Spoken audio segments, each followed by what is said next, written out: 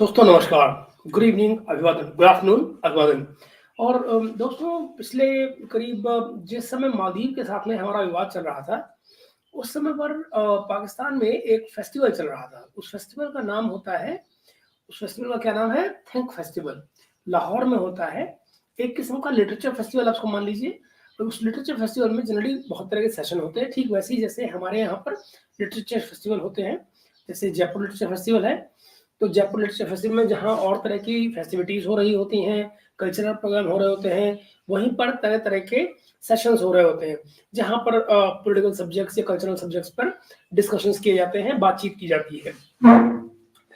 तो इस think festival में, जो कि अराउंड उसी टाइम हुआ जब ये मालदीव वाला किस्सा चल रहा था भारत का, और उस वक्त पर डिस्कस वहाँ पे ये किया गया कि क्या मोदी सरकार को अगले 5 साल मिल रहे हैं? अगर हाँ, तो उसके जो रिपरकशंस हैं वो क्या होंगे? मिल भी रहे हैं अगले 5 साल या नहीं मिल रहे हैं? ये बड़ी इंटरेस्टिंग डिस्कशन थी। मैं चाहता ये था कि उस डिस्कशन को मैं आपके साथ शेयर करूँ और हम लोग उस पर बात करें। उसका कारण क्या है? उसका कारण ये है कि जो ये तमाम बहस है, उसमें जो पार्टिसिपेंट्स हैं, पहले तो वो बड़े क्यूरियस हैं। क्यूरियस इन द सेंस कि बड़े रोचक ये लोग हैं। इनको देखकर आपको वैसे ही अंदाजा होगा कि दरअसल देखें तो सही ये लोग बात क्या करते हैं। इनके अपने-अपने कैरेक्टर्स हैं। तो उस कैरेक्टर्स को मैं आपको दिखाता हूँ, उन कैरेक्टर्स को दिखाता हूँ आपको, और फिर हम बात करेंगे इस बारे में कि फिर हम देखेंगे कि वो बात क्या कर रहे हैं। उस बातचीत को रोक-रोक कर मैं आपसे कुछ एलिमेंट्स पर आपसे अपनी राय भी साझा करूँगा। आप ज़ाहिर है उस बहस को सुन ही रहे होंगे साथ में, और हम इस पर आज अच्छे से बातचीत करेंगे। मुझे सीरियसली ये थोड़ा-सा लंबा डिस्कशन होगा, करीब 40 मिनट के करीब का ये वीडियो है, जिस पर हम बात कर रहे होंगे, तो रफली लगा लीजिए करीब 50 मिनट से 1 घंटे के बीच में कुछ लग सकता है आपका समय। तो आप ज़रा साथ रहिएगा। मैं आपको पहले इस बहस के जो 3 पार्टिसिपेंट्स हैं, वो दिखा दूँ। आप इनमें से ज़्यादातर को जानते होंगे। ये रहे पहले, ये जी, ये रहे पहले, ये हैं नजम सेठी साहब। ये नजम सेठी साहब पाकिस्तान के जाने-माने पॉलिटिकल कमेंटेटर हैं। टीवी एंकर नहीं बल्कि टीवी होस्ट रहे हैं। उसके अलावा टीवी पर्सनैलिटी आप कह लीजिए, इन शॉर्ट टीवी पर्सनैलिटी कह लीजिए। और उसके अलावा ये time to time part time ये पीसीबी की चेयरमैन बन जाया करते हैं। तो पीसीबी के चेयरमैन जब भी नवाज शरीफ की सरकार होती है, तो इनके चांसेस ब्राइट हो जाते हैं। इस बार जरा इनको साइड कर दिया गया है, नहीं इनका चांस लगा, लेकिन जनरली ये पीसीबी के चेयरमैन भी हो जाते हैं उस वक्त, और फिर ये इनकी जुगतबाजियां चलती रहती हैं। नजम सेठी हुए पहले कैंडिडेट। दूसरे ये रहे सिद्धार्थ वत्सराजन। सिद्धार्थ वत्सराजन दोस्तों द वायर के संपादक हैं और जाने जाते हैं एंटी मोदी व्यूज के लिए, और एंटी मोदी, एंटी बीजेपी, उसको आप जैसे भी कह लें, वो है। इनके अपने विचार हैं। आप इनको कह सकते हैं कि ये मोर टुवर्ड्स लेफ्ट वाली साइड पर ये ज्यादा निकलते हैं, लेफ्ट लिबरल, जिसको कहते हैं लेफ्ट लिबरल, ये उस साइड से ज्यादा है। तीसरी कैरेक्टर फीमेल, ये और भी ज्यादा इंटरेस्टिंग है, जरा इनको देखिए।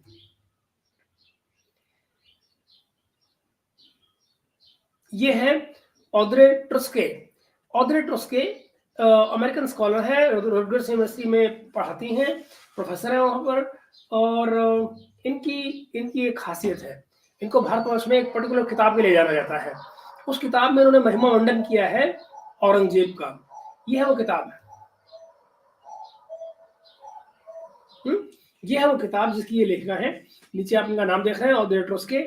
ये महिला जो है, ये तीसरी कैंडिडेट है जो इस बहस में पार्टिसिपेट कर रही है। मित्रों, इनकी, जैसे मैंने कहा, इनका क्लेम टू फेम यही है कि इन्होंने ये औरंगजेब वाली किताब लिखी है। ये जनवरी 2019 में आखिरी बार भारत आई थी इसी किताब पर बोलने के लिए, और उस समय जाहिर है कि यहाँ के पब्लिक ने प्रोटेस्ट किया था इनको लेकर कि यहाँ कहाँ गलत पते में तुम कहाँ आ गई madam.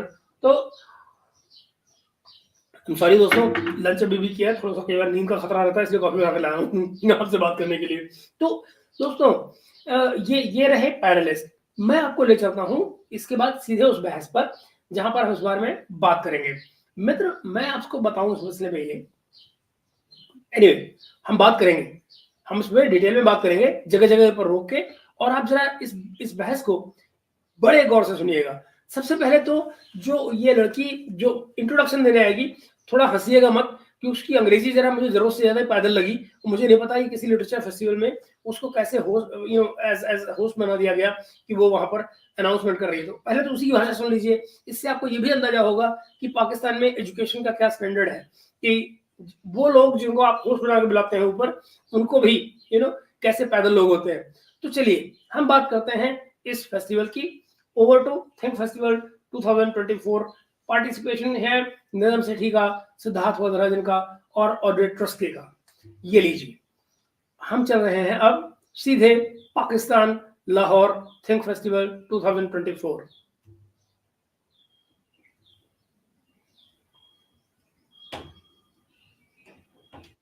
Ladies and gentlemen, please join me in welcoming our esteemed guests to the stage. They are renowned expert, another 5 year of Modi Sarkar election in India 2024.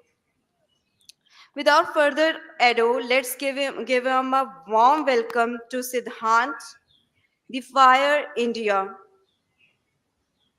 and the USA with Najum Sethi. Now, next to over you.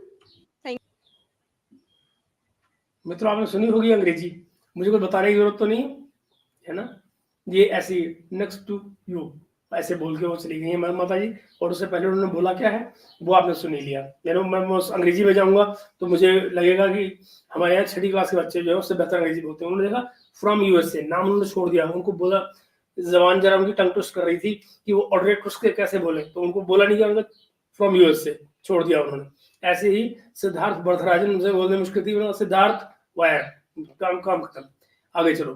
तो ये standard है। ये मैं आपको just एक झलक दिखा रहा हूँ पाकिस्तान के लिटरेट समाज की। ये लिटरेट समाज है। आगे चलें, आगे बढ़ते हैं।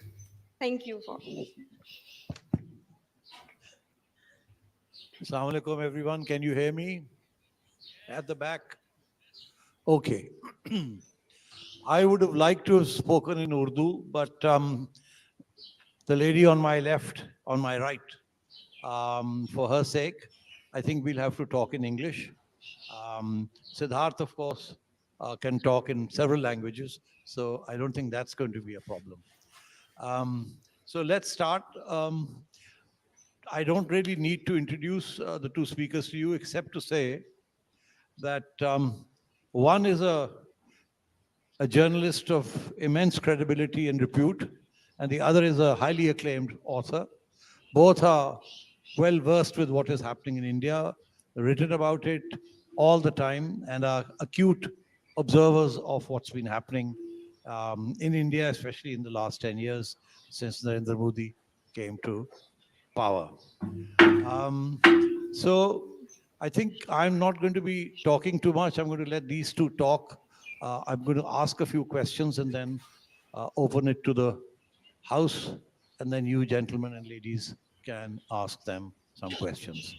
So my first question is to say, दोस्तों आपने देखा जब नजम सेठी साहब इंट्रोड्यूस कर रहे हैं सिद्धार्थ वरदराजन को, तो वो उनको किस तरह से इंट्रोड्यूस कर रहे हैं। रनाउंड ऑथर को बता दिया, उनको रनाउंड थिंकर बता दिया, जर्नलिस्ट बता दिया है, इमेंस क्रेडिबिलिटी उनकी बता दी है। हालांकि उनका बायस एक तरफ को है और वो जर्नलिस्ट जो है एक बायस के साथ में है, ये बताना वो भूल गए हैं। ऑडिटर्स के इमेंस उनको एक बड़ी स्कॉलर बता के और बाकी की बात खत्म कर दी है। उनको ये नहीं बताया कि किस तरह से वो कंट्रोवर्शियल फिगर हैं। खैर आगे देखते हैं। Siddharth, but before I do that, I just want to say one thing. It's very difficult for us to travel to India and for Indians to travel to Pakistan. And this is especially true since the Modi regime came to office. For 40 years, I used to get a multiple entry visa to go to India. But for the last 5 years, I have not. आप समझ रहे हैं, भाई को ये जलन भी है कि 40 साल से मुझे मल्टीपल एंट्री वीजा मिल रहे थे। आप जरा सोचिए कितने पाकिस्तानियों को ये सौभाग्य हासिल है, कितने भारतीयों को ये सौभाग्य हासिल है। इनको मल्टीपल एंट्री वीजा, मतलब हमारे इंडिया पाकिस्तान में ये सिस्टम है कि आप 3 से ज्यादा शहरों में नहीं जा सकते। राज्य नहीं 3 से ज्यादा शहरों में नहीं जा सकते हैं। और अगर आपको 3 से ज्यादा शहरों में चाहिए तो एक स्पेशल परमिशन आपको ऑन योर पासपोर्ट लेनी पड़ती है। इन साहब को मल्टीपल एंट्री वीजा मिले हुए थे, कहीं भी आओ कहीं भी ऐश करो, कोई पूछने वाला ही नहीं। भारत में इनको, लेकिन पिछले 5 साल से, यानी कि 19 के बाद में इन पे रोक लग गई है, अब ये नहीं आ पा रहे हैं। क्यों? अच्छा, ये कौन है भाई? ये वही है, शांति के पुजारी, अमन की आशा वाले। आगे देखिए। I've been denied a visa to go to India. And so that reflects on the situation vis-a-vis Pakistan and India, and people-to-people contacts and journalists visiting each other's country. But it's an enormous pleasure that Siddharth has been able to make it here. I still think many more people come from India to Pakistan because ours is a slightly more relaxed regime. Slightly more relax regime, comparison, तुलना करने की आदत नहीं जाती, comparison करना नहीं छोड़ेंगे। भारत के मुकाबले में पाकिस्तान का रिजीम जो है वो ज्यादा रिलैक्स्ड है, मतलब बायस साफ है, उसमें कहीं कोई गुंजाइश नहीं। regime, but the regime in India is extremely hard on people from Pakistan coming to India. अब सोचो, ये जो हार्ड वाले एक्सट्रीमिस्ट तुम भेजते रहे हो, ये इसकी जिम्मेदारी कौन लेगा? वो कोई नहीं बोलेगा। आगे देखें। I don't know why that is so, but that is certainly the case now. And so therefore it's a double pleasure to welcome Siddharth here. I also want to mention that he is not amongst Narendra Modi's favorite journalists, and he has paid the price for his independence and for his free thought. जरा सोचिए, he has paid the price for his independence and free thought, यानी कि वो जो कहें वो free thought है, उसमें कोई बायस नहीं है। ये सर्टिफिकेट कौन दे रहे हैं? एक पाकिस्तानी पत्रकार कम पीसीबी चेयरमैन कम वटेवर कम नवाज शरीफ के साथी ये कह रहे हैं उनको सर्टिफिकेट देने के लिए, नजम सेठी साहब। Having said that, my first question is to Siddharth. और बाय द वे, इस सारे में मैं आपको ये ना बता दूं, 2014 में जब इनकी रिजीम आई थी, उस समय ये जियो टीवी में हुआ करते थे और मुनीब फारूक के साथ में एक शो किया करते थे, उसका नाम था आपस की बात। उस आपस की बात पे दोस्तों, इन्होंने बार बार ये बात अंडरलाइन की थी कि मोदी जी का एजेंडा, वो भारत में इसलिए 2014 में 17 पावर में आए हैं कि उनका तमाम एजेंडा जो है वो इकोनॉमी का है। ये ऑन रिकॉर्ड है, आप उस समय के तमाम इनके आपस की बात वाले जो एपिसोड्स हैं मुनीब फारूक के साथ में, मुनीब फारूक अब जियो में नहीं है, वो समय में चले गए हैं, लेकिन आप उनको चेक कर सकते हैं, वो आपको मिल जाएंगे। Are we looking at another at least 5 years of Narendra Modi, or do you think the Congress or the other parties will give him a good run for his money? Now, see, I'll be very frank and honest with you, Najam, and with everybody here. याद रहे, ये करेंगे, I'll be frank and very honest with you, Najam, and everybody here. Honesty again यहाँ पर बड़ी subjective हो जाती है। Honesty अपने आप से या honesty समाज के साथ या बाकी सबके साथ या देश के साथ, वो सब अलग बातें हैं। लेकिन यहाँ पर आप जरा देखिए वो किस किस्म की honesty के साथ में क्या बोलने जा रहे हैं, जरा सुनिए और आप जरा तैयार रहिएगा हंसने के लिए, क्योंकि जो कुछ बोल रहे हैं उसमें मुझे बड़ी हंसी आई थी। And I'm saying to you what I say in similar meetings in India, and whenever I'm asked this question, even in social gatherings, by people who somehow think that journalists are clairvoyants of some kind, we have some wisdom that the public at large doesn't have. And my view is that the election is actually open. ये ईमानदार और Frank opinion है कि ये election open है। ऐसा election जिसमें दरअसल अपोजिशन पार्टी कह रही है कि हमें 2019 की तैयारी करनी है, ये वाला इलेक्शन तो गया, उसके लिए ये ऑनेस्ट और फ्रैंक पत्रकार क्या कह रहे हैं कि ये इलेक्शन ओपन है। आगे देखिए क्या कह रहे हैं। There is a fight on the cards, and yes, the ruling party and the incumbent prime minister have the advantage of incumbency because a lot of the sort of election process, and I'm talking about mobilizing money, being able to make announcements, being able to bend the rules of what you can say and what you can't say, what you can do and what you can't do in the run-up to an election with public money. tends to work in favor of those who are in power. So there is an advantage that Mr. Modi has and that the ruling Bharatiya Janata Party has by virtue of this. And by virtue of the fact that for the last, what we've seen over the last 10 years is that many institutions that are supposed to function independently of the executive do not behave in that fashion. And this also confers an advantage on the ruling party. But today you have a situation where I think you have public disaffection, you have the opposition. Public disaffection यानी कि public जो है वो मोदी सरकार के साथ नहीं है, मोदी बीजेपी के साथ नहीं है. Opposition realizing that the mood of the public has shifted. More importantly, you have the Mood of people has shifted. opposition realizing that if they don't get their act together and fight in some semblance of a united coalition, Opposition parties. then it will be much easier for Mr. Modi to win and for Mr. Modi to then finish them off politically once and for all. So there is a sense in which many of the opposition. ये literally बता रहे हैं कि तमाम political parties का Modi ji murder कर देंगे अगर ये चुनाव में आ गए, तो हमेशा हमेशा के लिए तमाम political parties for once and all हमेशा हमेशा के लिए खत्म हो जाएंगी, खत्म कर दी जाएंगी. अब वो कैसे है, क्या है, पता नहीं. और इनको ये भी लग रहा है कि जैसे किसी भी पॉलिटिकल पार्टी को बचाना, प्रोटेक्शन करना, उसको चलाना, ये किसी प्राइम मिनिस्टर का काम है. आई मीन कांग्रेस पार्टी है या और दूसरी पॉलिटिकल पार्टीज हैं, उनके जो हेड्स हैं वो आखिर ऐसा कुछ क्यों नहीं कर रहे हैं जिससे पब्लिक सेटिस्फाई हो उनसे. और अगर पब्लिक डिससेटिस्फाइड है मोदी सरकार से, जैसा कि सिद्धार्थ बुरदाराजन कह रहे हैं, तो फिर परेशानी क्या है? फिर तो अपोजिशन को खुल के खेलना चाहिए, क्योंकि जब पब्लिक डिससेटिस्फाइड है तो वोट तो पब्लिक नहीं देना है, तो फिर प्रॉब्लम क्या है आपकी? जरा देखिए. Parties see this as an existential election. You have a number of leaders against whom cases of one kind or the other have been filed. So you have the use of the investigative machinery being deployed against opposition leaders. And there is a sense that, look, now is the time where we have to stand together and fight this out. And, ever since they announced the India coalition, one has definitely seen the kind of impact it's had on Mr. Modi and the BJP. कहना जा रहे हैं कि जब से India alliance बना है तब से बीजेपी और मोदी सब टेरराइज्ड है, सब लोग डरे हुए हैं इस अलायंस से.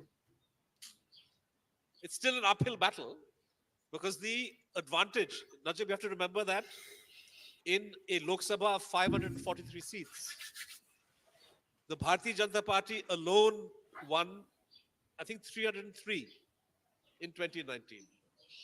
That's 30 more than the halfway mark.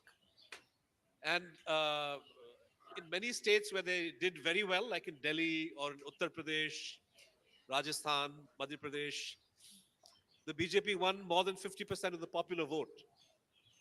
So it's not going to be easy, but I think there is a fight on the cards. And we see this reflected in the way in which the government is resorting to other means. Basically वो कह रहे हैं कि जो opposition है उससे BJP और मोदी जी इतना घबरा गए हैं कि वो दूसरे मींस, दूसरे हथियार इस्तेमाल कर रहे हैं, इन्वेस्टिगेशन एजेंसीज लगा रहे हैं, केस उनके ऊपर डाल रहे हैं, या इस तरह की चीजें. There's a much more pronounced emphasis on Hindutva as a way of confusing the electorate. अब इसके बिना काम नहीं चलता. मतलब मोदी की बात हो, बीजेपी की बात हो, बिना आप हिंदुत्व वाला एजेंडा उनके हाथ में लगाए हुए आगे नहीं बढ़ते. और ये मालूम नहीं कि हिंदुत्व, वो एक अलग बात है कि हिंदुत्व के बारे में कितना जानते हैं कितना नहीं, वो एक अलग इशू है. आगे देखें. And a way of sidestepping questions on the government's actual performance. And I read all of this as a sign of there actually being a fight, up ahead. तो उन्होंने कह दिया कि अपोजिशन के साथ में इस चुनाव में अच्छी फाइट होने वाली है और ये ओपन इलेक्शन है. और मोदी सरकार चूंकि घबराई हुई है, तरह तरह के केसेस फाइल कर रही है. अपोजिशन को ये पता है कि अगर हमने लड़ाई मिलकर नहीं लड़ी तो हमको मोदी मार डालेगा. तो बस इसलिए अपोजिशन जो है वो अप है और मोदी जी जो हैं वो इस समय घबराए हुए हैं और इसलिए इंडिया अलायंस से उनकी जाने के लिए हुई है। आगे देखें। Thank you.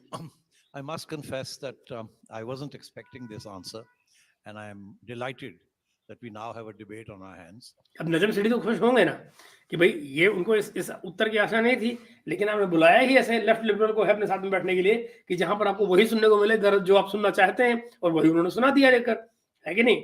अब आगे आप देखिए नजम सेठी साहब को अब लग रहा है कि अब बहस बढ़िया चलेगी। Now we have a fight on our hands.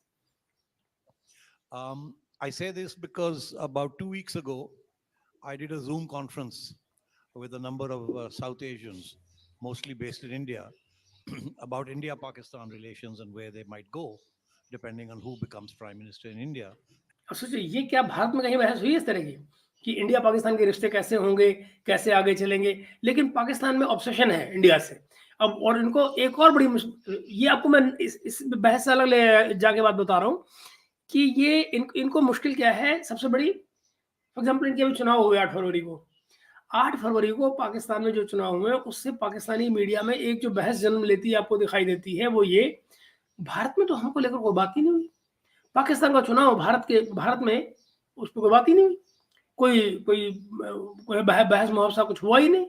और उनको इस बात से बड़ी परेशानी कि क्या हम इतने इर्रेलेवेंट हो गए हैं, इतने फजूल हो गए हैं कि भारत के अखबार, भारत का मीडिया हमें लेकर कोई बहस ही नहीं कर रहा। बात नहीं, सीधे इग्नोर मार दिया, कुछ ही करते रहो, तुम्हारी डेमोक्रेसी, तुम्हारा चुनाव, तुम जानो, तुम्हारा काम जाने, साइड करो।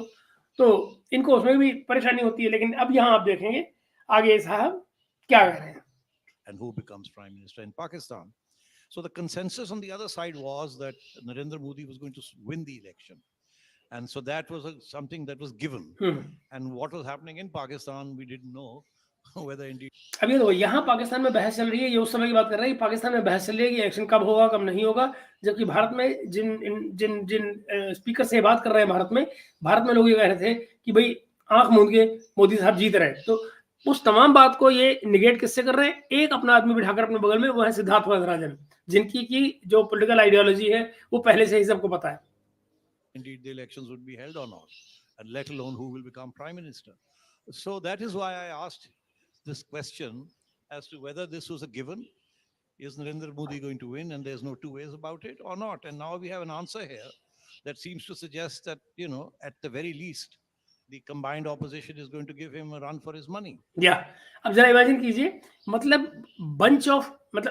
जो कई सारे जो स्पीकर्स बुलाए वो तो कह रहे हैं कि मोदी जीत रहे हैं, मगर उसको काउंटर किसी से कर रहे हैं, एक आदमी के बयान से कि now we have an answer. तो वो जो आंसर था जो उन्होंने दिया वो आंसर नहीं था, क्योंकि वो आंसर आपको अच्छा नहीं लगता, वो आंसर आपको सुनना नहीं था, आपने वो आंसर इग्नोर किया और आप कह रहे हैं हियर इज एन आंसर, ये है वो आंसर जो सुनना चाह रहे हैं।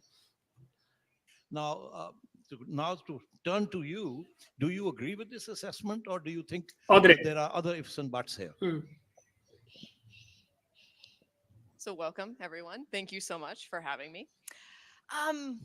I want to agree with Siddharth's assessments, and I think hope is a wonderful thing, and I want to have hope in this election, and so I really hope you're right.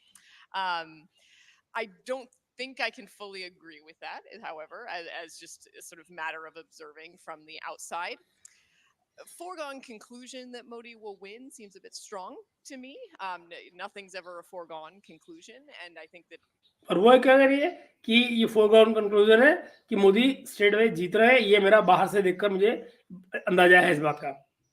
Assuming that the BJP will definitely come back into power is probably the easiest way to ensure that outcome, right? So I don't think we should do that, but I think it's a matter of prediction. It is certainly more likely than not. And so, when I think about the election, in large part, what I'm thinking about is sort of what will happen likely thereafter, given a sort of, in favor of the BJP result. Thank you. Well, then we obviously come to the next question. तो ये है, मतलब आप ये पाएंगे कि ये बिल्कुल साफ मामला हो गया कि कौन इस मामले में कह रहा है। अमेरिकन जो औरत है जो कि दरअसल औरंगजेब को के फेवर करते हुए किताब लिखती है, जिसका भारत में स्वागत नहीं होता, वो भी ये कह रही है कि जो इंडिकेशन है वो यही कि मोदी जी जीत रहे हैं, लेकिन सिद्धार्थ वरदराजन का उससे बिल्कुल उल्टा मानना है। आगे देखिए। If the odds are that Narendra Modi will win, however slim these odds may be, what can we expect from the BJP and Narendra Modi in the next 5 years in terms of where he is right now, where he is trying to take India, and how far will he succeed in doing that, given that, as you suggest, there seems to be some resistance to the direction that he's taking India. देख रहे हैं वो जानना चाह रहे हैं कि अगले आने वाले 5 सालों में मोदी जी का या बीजेपी का एजेंडा क्या है, तो देश को वो किस तरफ ले जाना चाह रहे हैं, और जिस तरफ ले जाना चाह रहे हैं क्या वो ले जाते रहेंगे। फिर वो सिद्धार्थ से आगे पूछ रहे हैं कि आपकी बात से मुझे लग रहा है कि कुछ लोग जो हैं वो रोक रहे हैं, रेजिस्टेंस बन रहे हैं मोदी जी की राह में कि हम देश को उस तरफ नहीं ले जाने देंगे जिस तरफ वो ले जाना चाह रहे हैं। तो लेट्स सी अब सिद्धार्थ क्या जवाब देते हैं, ये जरा गौर से सुनिएगा। India in. Before I answer that question, I would say that actually where your South Asian analysts may not have been wrong is that on the Indo-Pak front, and perhaps distressingly on many other fronts, a change of regime or change of prime minister is actually not going to make all that much difference. तो यहाँ पर ये मान रहे हैं कि सरकार कोई भी आए, बीजेपी आए, कांग्रेस आए, एनडीए आए, लेकिन भारत पाकिस्तान के जो संबंध हैं उन पे कोई फर्क नहीं पड़ेगा। And coming now to the question that you asked directly, if Modi comes back, where will he go? The fact is that a number of elements of policy have been put into place, many of which are now either irreversible or reversible under very, very difficult circumstances. दो हिस्से हो गए ना कि मोदी सरकार ने कुछ ऐसे परिवर्तन कर दिए हैं, कुछ ऐसे काम कर दिए हैं जो या तो बदले नहीं जा सकते या बहुत मुश्किल से बदले जा सकते हैं। For example, Mr. Modi's Jammu Kashmir policy, now that it has received the imprimatur of the Supreme Court of India, should logically be considered irreversible. The ratcheting up of disputes on religious lines, disputes on the religious lines, यानी supreme court ने मोहर लगा दी कश्मीर वाले मुद्दे पे, तो उनके मुताबिक कश्मीर वाला मुद्दा तो हो गया खत्म, उस पे भारत या मोदी सरकार या किसी से कोई बातचीत नहीं होगी। लेकिन वो क्या कह रहे हैं कि धार्मिक चीजों को लेकर जो विवाद खड़े किए जा रहे हैं, आपका इशारा आप समझ रहे कहाँ है, ज्ञान व्यापी हुआ या इस तरह के जो मथुरा काशी वाले जो किस्से हैं वो, तो जरा ये उनकी बात कर रहे हैं, जरा आगे देखिए। which is what the Babri Masjid Ram Janmabhoomi fight was always about, is going to proceed apace. And here I want to emphasize that even though India has a law passed in 1991, which says that there will be no reopening the religious character of any place of worship as it existed on August the 15th, 1947. तो 1947 के बाद में उन्होंने कहा कि जो जैसा structure था वैसा ही रहेगा।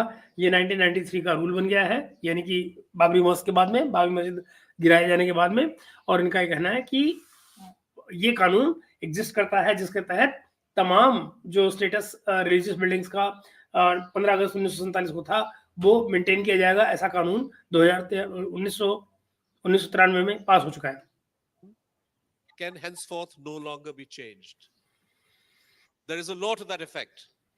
And this law was passed in order to ensure that there would be no repetition of the Babri Masjid Ram Janmabhoomi dispute when it came to other mosques that the Bharatiya Janata Party and the Sangh Parivar were already beginning to agitate about. And you could say that for roughly 25-30 years, that law held the field and those disputes all vanished. But thanks to the Supreme Court reinterpreting that law in a very peculiar fashion, these disputes have re-emerged. And I would say that whether Mr. Modi comes or not, those disputes, if Mr. Modi doesn't come, the Bharatiya Janata Party will use those disputes as a means of muddying the water. And basically वो कहना चाह रहे हैं कि अगर Modi ji power में नहीं आए तो जो ये ज्ञानव्यापी, मथुरा, काशी जैसे जो मुद्दे हैं, उनको लेकर बीजेपी जो है वो सरकार पे दबाव बनाती रहेगी और मडीइंग द वाटर। बेसिकली असली बात क्या कहना चाह रहा हूँ, अगर इसको शुद्ध हिंदी और पंजाबी के मिक्सर में कहा जाए, गंद डालते रहेंगे, कि वो गंद डालते रहेंगे पॉलिटिक्स में इन मुद्दों को लेकर, agitating against whichever government agitating comes in. Against And if Mr. Modi does come back to दस power, come to you will find those disputes also being pursued. So I think that so basically वो कह रहे हैं कि अगर मोदी सरकार आ जाती है तो ज्ञानवापी हुआ, काशी, मथुरा, इनके सबके जो चक्कर हैं ये सब चलते रहेंगे। this religious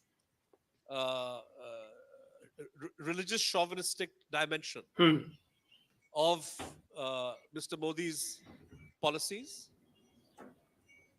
will take on a sharper focus.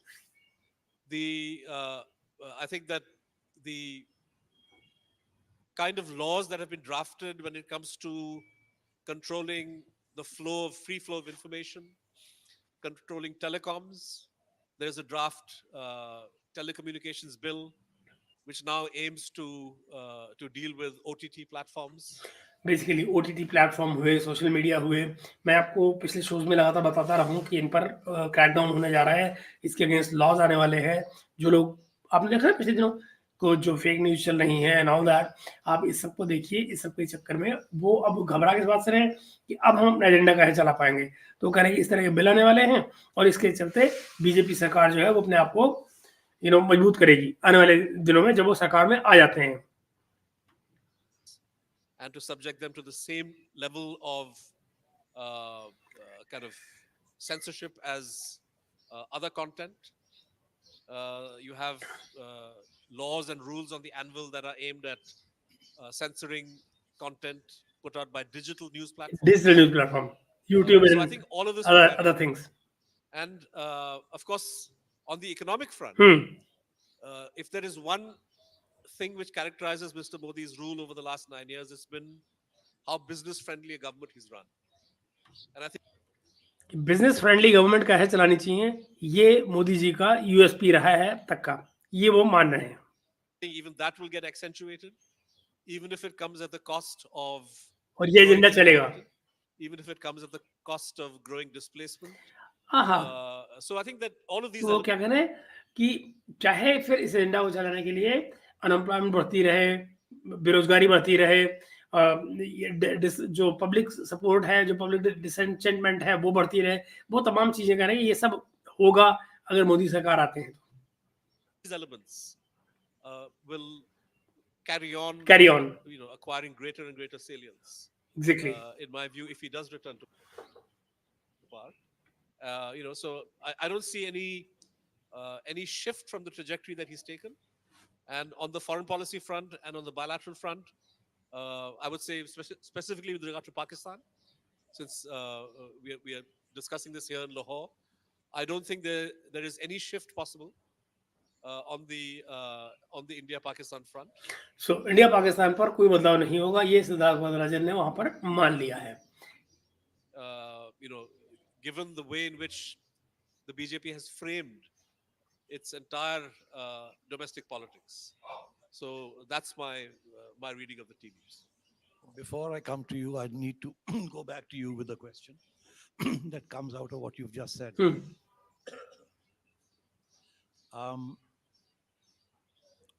Narendra Modi's economic miracle, is it true that the sheen has come off? Don't forget that was the original factor that drove him to power. His great performance. ये मैं आपसे कह रहा था कि वो कह रहे हैं कि क्या जो इकोनॉमिक एजेंडा को ड्राइव करने की जो मोदी मशीन थी, क्या वो फेल हो गई है या होने जा रही है? ये अभी देखिए और आगे बड़ी इंटरेस्टिंग बातें कहने जा रहे हैं। In his home state, and his close relations with the Indian business संबंधों की बात कर रहे हैं कि मोदी के संबंध रहे हैं और गुजरात में जो उन्होंने चीफ मिनिस्टर की तरह काम किया। Are now declining under Narendra Modi. Number one. Number two, yes. Domestic politics. So मैं दोबारा चला रहा हूँ क्योंकि जो निज़म सेठी कह रहे हैं वो इम्पोर्टेंट है। Before I come to you, I need to go back to you with a question that comes out of what you've just said.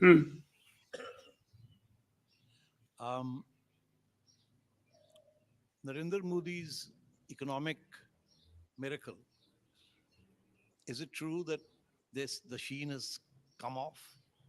Don't forget that that was the original factor that drove him to power.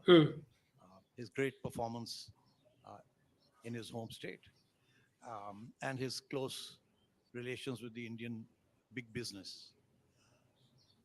I understand that India's growth rates are now declining. I understand that India's growth rate is now declining. Now, Nazim City must be living in some kind of a gaga land. मतलब भारत की growth rate कब कम हो गई भाई? और ये बात कब कर रहे हैं? अभी हफ्तों पुरानी बात है, महीना पुरानी बात है. तो एक महीना पहले नजम सेठी के कान में न जाने इनकी चिड़िया क्या बोल गई, मुझे लगता है कहानी काट के ले गई. ऑनेस्टली स्पीकिंग मुझे लगता है, आप मुझे बताइए कि भारत की ग्रोथ रेट कब कम हुई भाई? अभी तो 8.4 अनाउंस हुआ लास्ट क्वार्टर. और जरा सुनिए आगे. Under Narendra Modi, number one. Number two, that as you point out, the combined opposition is now making a comeback in some form or another. That Oops. The major problem is that this growth is not getting.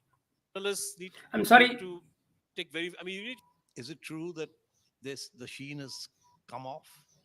ये दोबारा सुनिए. That was the original factor that drove him to power. His great performance in his home state Gujarat. and his close relations with the Indian businessmen. business. I understand that India's growth rates are now declining under Narendra Modi. Number one. Number two, that as you point out, the combined opposition is now making a comeback in some form or another. Opposition is making comeback. Therefore, are we to expect that sometime in the next term, even if Narendra Modi comes to power, there may be a dent in his popularity? अगर अगली बार मोदी जी चुनाव लड़के आते हैं, चुनाव जीत के आते हैं, तो भी उनकी पॉपुलैरिटी कम हो चुकी होगी. क्यों? कि भारत की ग्रोथ रेट कम हो रही है, अनएम्प्लॉयमेंट बढ़ रहा है. ये नजम सेठी सपनों की दुनिया में जी रहे हैं. चलिए और देखिए. Going forward, and that India could still halt this slide, what I call a slide into a Hindu majoritarianism. You seem to suggest that Hindu majority state कह रहे हैं कि क्या भारत अपने आप को रोक पाएगा हिंदू बहुलवादी देश होने से? कि बहुलवादी हिंदू मेजोरिटेरियन स्टेट होने से रोक पाएगा? वो ये अब आगे सिद्धार्थ को बता रहे हैं कुछ. going to be very difficult. See, if he comes back to power, then I think that, I think one thing that analysts need to take very. I mean, you need to take what the BJP says very seriously.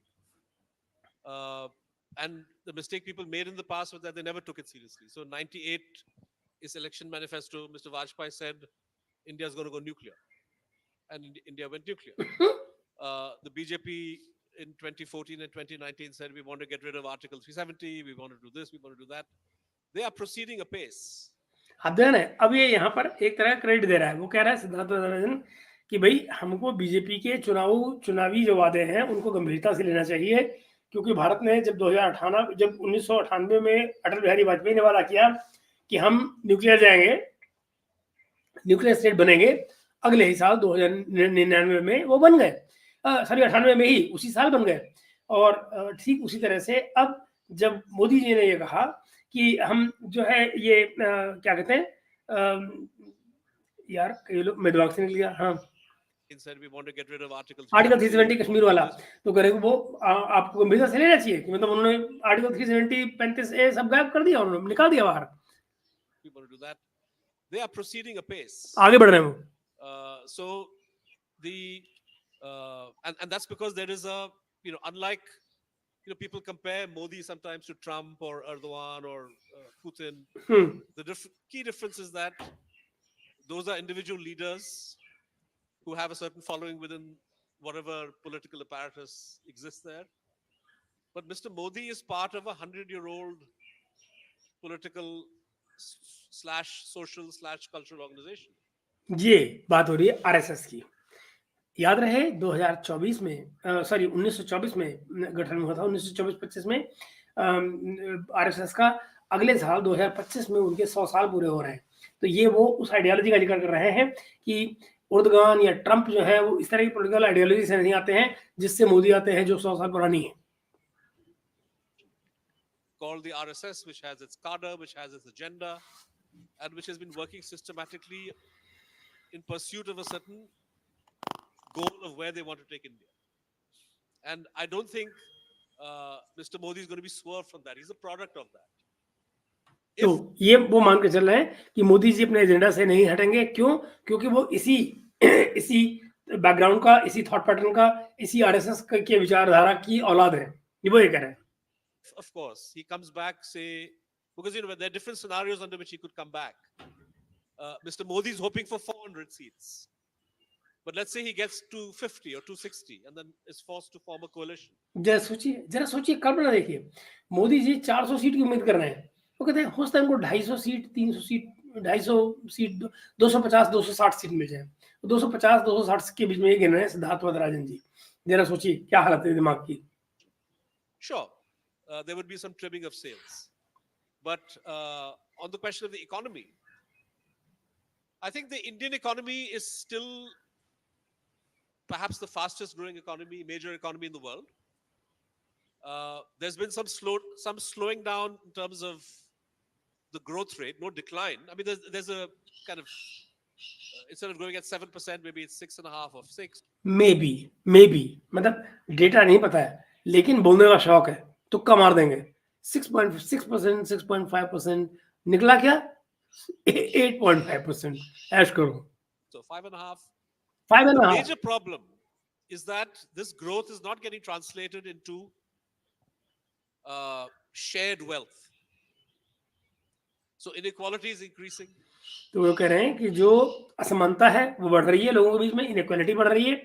और वो ये भी कह रहे हैं कि जो जो मॉडल है बिजनेस का, ये सोसाइटी का, उसमें जो ये पैसा है, जीडीपी में आपका जीडीपी कितना पहुंच गया, कितना हो गया, उस तरह ग्रोथ रेट जो है वो लोगों में ट्रांसलेट नहीं कर रही है। यानी कि जो लोगों के पास पैसा है वो नहीं आ रहा है, कुछ जगहों पर जा रहा है। Even when growth happens, jobs are not being created. I was looking at the data from, I think, the last couple of months, huge cutbacks in the IT sector. Many companies that were once celebrated as the future of the IT revolution are now laying off people. So there's a sense in which job creation isn't keeping pace. अब जरा सोचिए, वो कह रहे हैं कि job creation नया हो नहीं रहा है, आईटी कंपनी अपने इंजीनियर्स को निकाल रही है। अब इनसे ये पूछिए कि पिछले दिनों में आईटी तो इलाका ही ऐसा है कि वहां पर आप कॉन्ट्रैक्ट बेस पे काम कर रहे होते हैं। कॉन्ट्रैक्ट का जैसे ही काम कम होता है, आपको उस तरह से वो फारिग कर देते हैं और फिर अगले प्रोजेक्ट के लिए दोबारा से बुला लेते हैं। एक तो ये हुआ। दूसरी बात ये कि ये कहना कि जो और बिजनेस के मॉडल नए खुल रहे हैं, उनका क्या भाई? इस समय जो धूम मची हुई है वो एआई की मची हुई है, वहां बिल्कुल ही सब कुछ नया चल रहा है। ताइवान को देखिए आप, कैसे जो कंडक्टर्स बनाने, सेमीकंडक्टर्स बनाने की जो मुहिम चल रही है, वहां पर भी बल्कि वो और ज्यादा स्टूडेंट्स अपने यहाँ मांग रहे हैं कि हम उनको तैयार करके भेज सकें ताकि वो यहाँ आके काम करें उन सेमीकंडक्टर्स की फैक्ट्रीज में। जरा देखिए वरदराजन साहब आगे क्या करें। And you're right. So what brought Mr. Modi to power in 2014 was his ability to connect with the aspiration of young people who said, we want a better future for ourselves. We've had 10 years of Manmohan, now let's try something new. They bought. ये है, वो कह रहे हैं कि 10 साल मनमोहन के हो गए, हमको कुछ नया ट्राई करना है। ये भारत की यूथ कह रही है। तो कह रहे हैं कि वो बस अब कुछ नया करना है तो मोदी जी को ले आए हैं। बट वो ये नहीं देख रहे कि into this media manufactured myth of a Gujarat model and so on. Media manufactured myth. जरा सोचिए, वो कह रहे हैं गुजरात मॉडल जो है वो मीडिया मैन्युफैक्चर्ड मिथ है, यानी सच से उसका कुछ भी लेना देना नहीं है। ना वहाँ कोई हाईवे बने, ना कोई फ्लाईओवर बने, ना वहां पर कोई बिजनेस के लिए मॉडल अच्छा बनाया गया है। ये वो बताने की कोशिश कर रहा है। So on and so forth. And then in 2019, I would say, out of an innate sense of fairness, they said, well, sure, demonetization was a disaster. Demonetization was a disaster. अब ये सही है कि उसको डिफाइन नहीं किया गया properly, time change हुई, लेकिन बाद में पता क्या लगा आपको? पता ये लगा कि बेसिकली सारी बातें अलग थी और जिस चीज पे जो काबू पाना था वो थे गलत नोटों को अपने सिस्टम में से निकाल बाहर करना। यही बात हुई थी ना बाद में आखिरकार। और आप ये देखिए, वो वक्त है डिमोनेटाइजेशन का और आज का वक्त है। आप कहीं सुनते हैं कि लोग नकली नोट लेकर और भारत के अंदर घूम रहे हो? अब वो कम हो गया ना। कम क्या हो गया, ऑलमोस्ट खत्म हो गया। मोदी साहब की 2003 की बात है, एक ही साल हुआ था चीफ मिनिस्टर को, कोई नॉन भी नहीं था। I'm sorry. In these 10 years, even Manmohan got 2 terms. So one in the 2019 election, one met a lot of people who were saying, we need to give him a second chance. But I think that in this election, his inability to deliver jobs, his inability to deliver quality jobs, is something that perhaps people are going to take into account. लोग जो है वो मोदी जी को इस बात के लिए कर्ज करेंगे या उनको चुनाव में इसके लिए गलत परिणाम देंगे, उनके खिलाफ परिणाम देंगे, क्योंकि उनकी इकोनॉमिक परफॉर्मेंस खराब रही। वो बताने की कोशिश कर रहे हैं इकोनॉमिक परफॉर्मेंस खराब रही, आर्थिक नीति। So that sheen is wearing off somewhat, but the business community still stands, I think, pretty rock solid behind him. Business community के लिए उन्होंने कहा कि बिजनेस कम्युनिटी जो है वो मोदी जी के साथ खड़ी हुई है, मगर वोटर जो है वो डिससेटिस्फाइड है, वो कह रहे हैं। Please feel free to comment on what he said, but my question to you also is that, are we then fated or destined, call it what you will, to see a permanent decline of the Congress in India? So, okay. कि क्या permanent Congress जो है permanently खत्म हो रही है, permanently खत्म होने की तरफ जा रही है? ये नैम सिटी का सवाल है। Okay, let me answer this sort of combination of questions. Let me begin by saying, when I think about the potential course of India after the 2024 elections, I begin from the standpoint that India is no longer a fully functioning democracy, right? And so that's important. India is a Hindu Rashtra, and that transformation happened essentially in 2019 with ये रहा, ये आ गई वो औरंगजेब वाली महिला, है ना? ये क्या कह रही है कि भारत अब एक लिबरल राष्ट्र नहीं है, अब वो इलिबरल राष्ट्र हो गया है। इसको लेकर दुनिया में सहमति बन चुकी है और वो कह रही है कि ये बदलाव जो आया है वो 2019 में आया है। आगे देखिए। with those elections, from my perspective. I would point out that in terms of India no longer being a fully functioning democracy, that's something that international observers India fully functioning democracy नहीं है, इस बात पर दुनिया अंतर्राष्ट्रीय expert जो हैं वो एग्री करते हैं। have close to consensus on at this point. So मैं इसको रोक रहा हूँ ये कहने के लिए कि दोस्त जरा सोचो, डेमोक्रेसी आखिर होती क्या है? डेमोक्रेसी एक समाज के लिए होती होगी ना, जाहिर है हम एक समाज है। डेमोक्रेसी को हमने अगर चुना है तो हम इस मॉडल में ये देखेंगे कि वो हमारे कल्चरल मिलियू के साथ में कैसे मैच करती है, और जहां पर उसको कहीं मोल्ड किए जाने की जरूरत है हम वहां उसको वहां मोल्ड करेंगे। हमको हमारे लिए क्या जरूरी है कि डेमोक्रेसी का एग्जैक्टली वही मॉडल जो कनाडा या अमेरिका के लिए काम करता है, जिनकी हमसे वास्टली डिफरेंट कल्चरल रूट्स हैं, हम वास्टली डिफरेंट उनकी सिविलाइजेशनल रूट्स हैं, हमारा उनसे कोई कंपैरिजन है ही नहीं। तो बेसिकली एक मॉडल को हम जब लेते हैं तो उस मॉडल को हम अपनी सोसाइटी, अपने आर्थिक सोशियो इकोनॉमिक जो हमारी कंडीशंस हैं उसके मुताबिक ढालेंगे, या हम उसको आपके मुताबिक ढालेंगे। और अगर हम आपके मुताबिक नहीं डालेंगे तो क्या इसके मायने ये होंगे कि जो डेमोक्रेसी हमारे यहाँ है वो खराब हो गई, जो आपकी डेमोक्रेसी है वो अच्छी है? Then who are you actually to lecture us on democracy? Who are you? भाई जब आप जंगलों में घूमते थे, हमारे यहाँ फुल फ्लेजेड उस टाइम पे यहाँ स्टेट रन होता था। इनको क्या समझाऊं मैं? So you look at the VDEM Research Institute, you look at Freedom House, they both downgraded India, right? One to partly free, the other describes India as an electoral. अब freedom house अगर India को downgrade करता है तो भारत को उससे क्या फर्क पड़ता है? फ्रीडम हाउस हो सकता है भारत से फंडिंग ले ले, लेकिन उसके अलावा हमारे लिए उसकी क्या इंपॉर्टेंस है, और हमें क्या फर्क पड़ता है कि कोई अमेरिकन इंस्टीट्यूशन जो है वो क्या लिख रहा है? Autocracy, right? So yes, I think if the BJP wins in 2024, we will see an acceleration of their agenda.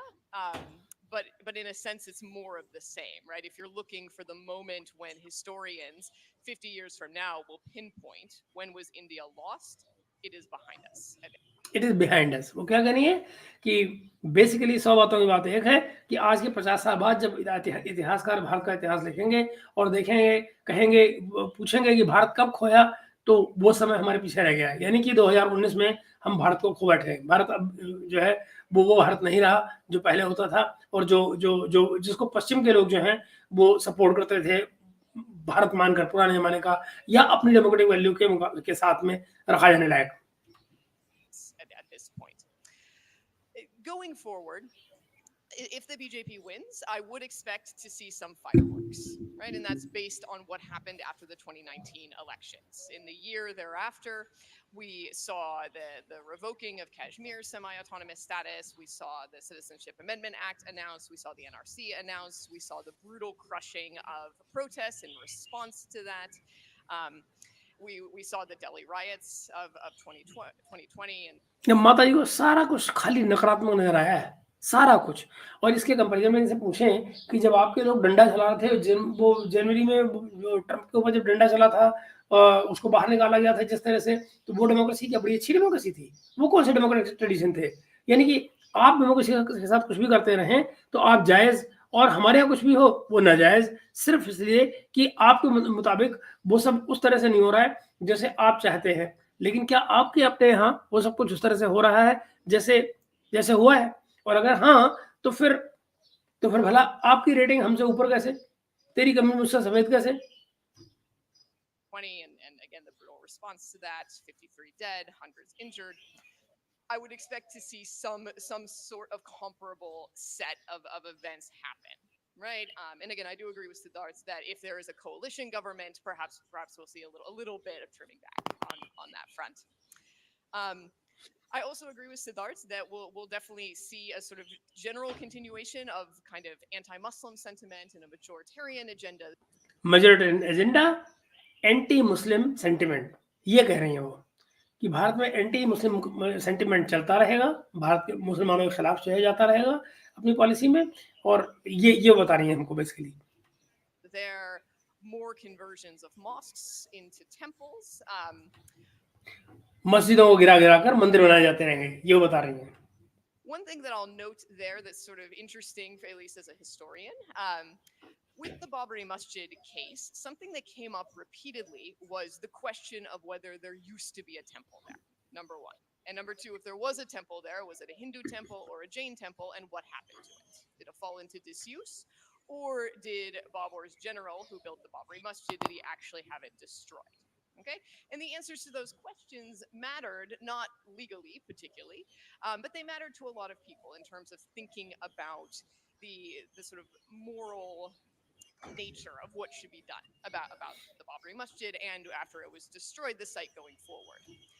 कम से कम एक बात तुमने मान ली कि बाबरी मस्जिद के नीचे जो है वो वाकई में मंदिर था, और ये हिस्टोरिकली प्रूवन है, कम से कम ये तुमने मान लिया। दरअसल आगे चल के आप पाएंगे कि वो ज्ञान व्यापी को भी मान रही है कि वहां तो बाकायदा एक वॉल छोड़ी गई है मंदिर की, जो साफ दिखाती है कि वो मंदिर का कैंपस था। आगे देखें। In contrast, many of the sites that are being discussed now in India, many of the mosques, right, you know, in places like Mathura and in Banaras and Varanasi, these are mosques that stand on temples that we know are destroyed. It's part of the historical record, right? So the Kashi Vishwanath temple was destroyed in Banaras by the Mughal emperor Aurangzeb Alamgir, and then there was a mosque built in its place.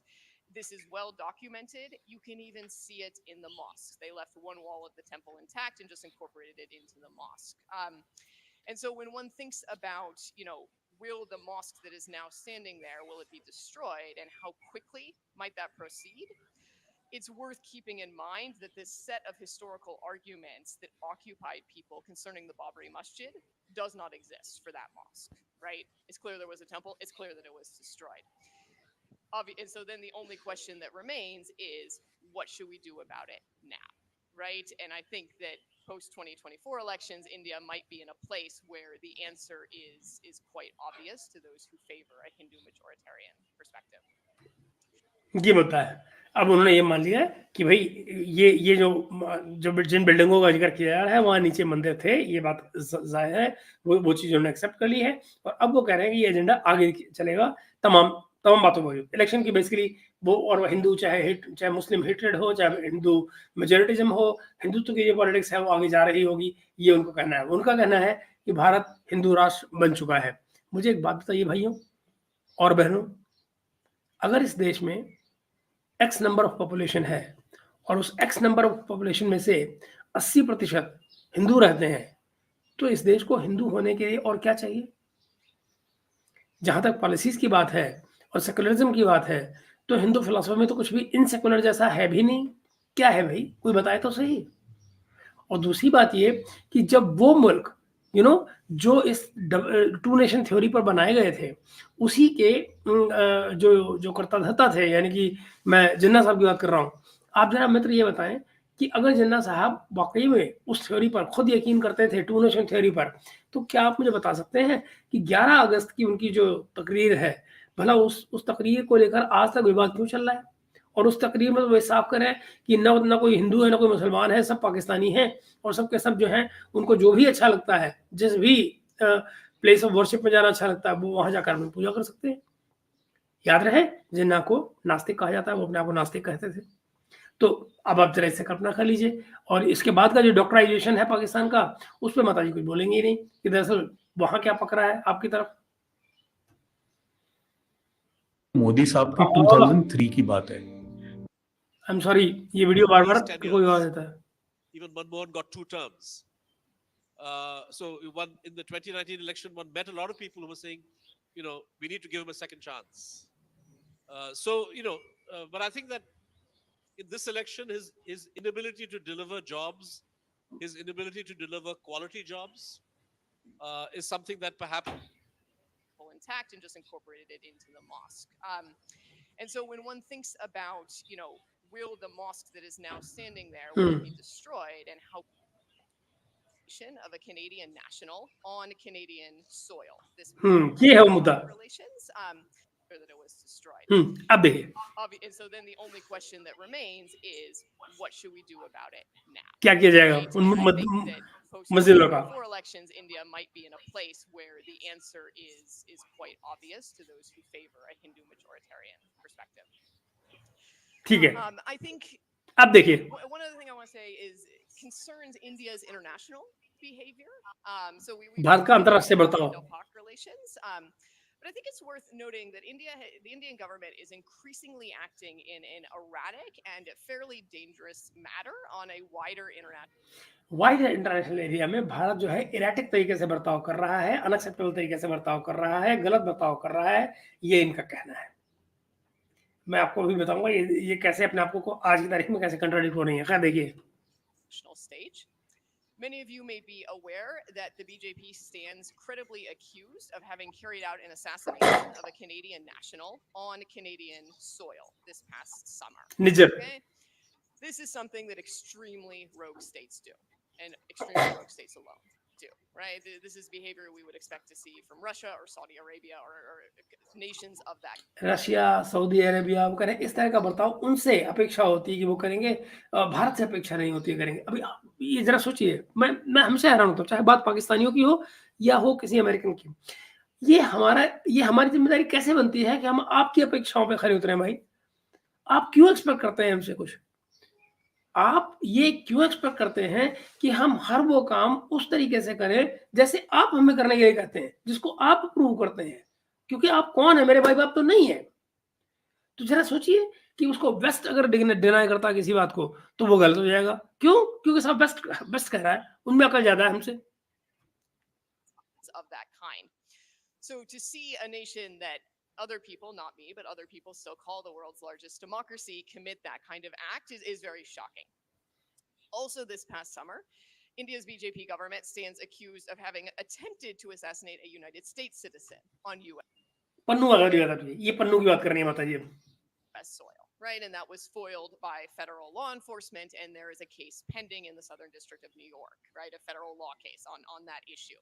So if it goes to trial, we'll see what information comes out to all of us.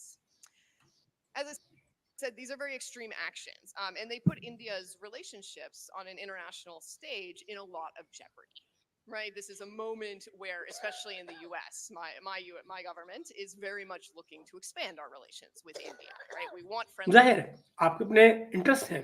आप Henry Kissinger को याद कीजिए।